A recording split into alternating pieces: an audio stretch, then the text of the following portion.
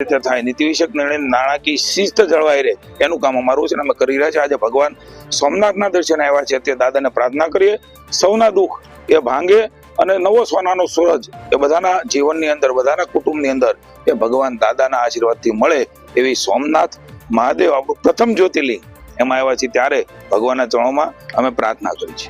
અને ભગવાન મહાદેવ અને એ પણ પ્રથમ આપણું જ્યોતિર્લિંગ 12 જ્યોતિર્લિંગમાં એ આપણું અહીંયા સોમનાથ હોય એટલે અહીંયા આવવું કોને ન ગમે.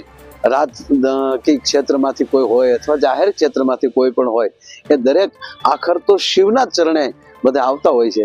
એટલે આજે મને રાજીપો થયો કે હિસાબી સમિતિ આખી ગાંધીનગર વિધાનસભામાંથી અહીંયા આવે, ભગવાન સોમનાથના દર્શન કરે અને એ બધા મિત્રો સાથે મને પણ દર્શન કરવાનો અવસર મળે એટલે હું મારી જાતને ધન્ય અનુભવું છું. અમારી તમામ માહિતીથી અપડેટ રહેવા માટે જોડાયેલા રહો S9 ન્યૂઝ સાથે.